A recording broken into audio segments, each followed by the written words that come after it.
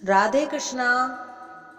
माघ मास महात्म्य के 24वें अध्याय में हमने सुना कि देवद्युति ब्राह्मण ने पिशाच को पिशाच योनि से मुक्त होने के लिए माघ मास में स्नान करने का महत्व बताया। अब आगे माघ मास महात्म्य अध्याय 25। पिशाच कहने लगा कि हे मुनि, केरल देश का ब्राह्मण किस प्रकार मुक्त हुआ, यह कथा कृपा करके विस्तार पूर्वक कहिए। देवद्युति कहने लगा, केरल देश में वासु नाम वाला एक वेद पारंगत ब्राह्मण था। उसके बंधुओं ने उसकी भूमि छीन ली, जिससे वह निर्धन और दुखी होकर अपनी जन्मभूमि त्याग कर देश विदेश में घूमता किसी व्याधि से ग्रस्त होकर मृत्यु को प्राप्त हो गया।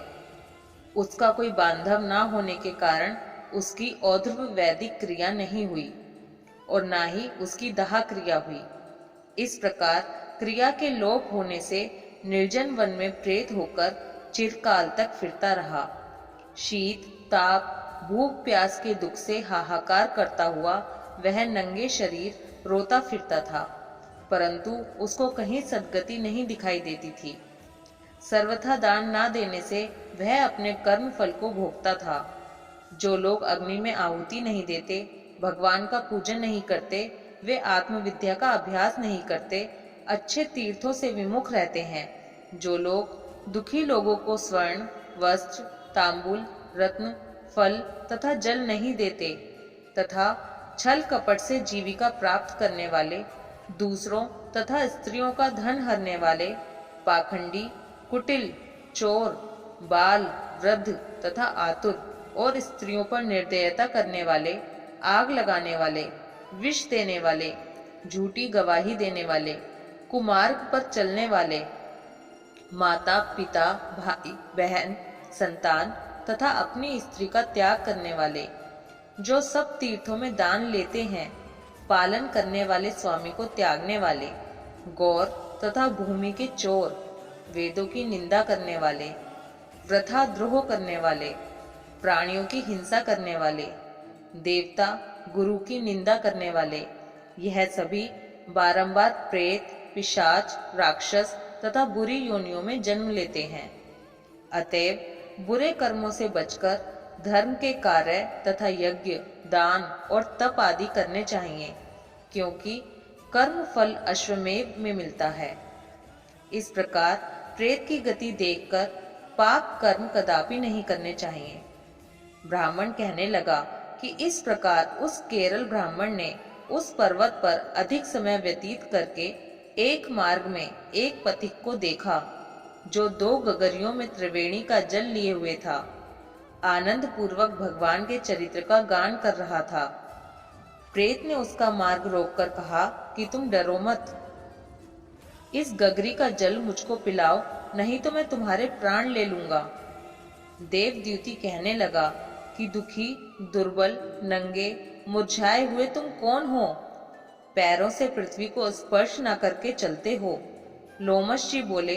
प्रेत यह वचन सुनकर कहने लगा कि मेरे ऐसा होने का कारण सुनो। मैंने कभी ब्राह्मणों को दान नहीं दिया, अत्यंत लोभी क्रियाहीन दूसरे के अन्न से पलने वाला था। मैंने कभी किसी को भिक्षा नहीं दी, ना दूसरे के दुख से दुखी हुआ। प्यासे प्राणियों को मैंने कभी जल नहीं पिलाया। मैंने कभी छाता जूता दान नहीं किया, ना किसी को जल का पात्र पान या औषधि किसी को दी। ना मैंने अपने घर में कभी किसी अतिथि को ठहराकर उसका सत्कार किया। अंधे वृद्ध अनाथ और दीनों को मैंने कभी अन्न से संतुष्ट नहीं किया और ना ही किसी रोगी को मुक्त किया। ना कभी ब्राह्मणों को दान दिया, ना कभी अग्नि में हवन किया। वैशाख आदि मास में किसी को ठंडा जल नहीं पिलाया। ना ही मैंने बड़ या पीपल का कोई वृक्ष लगाया।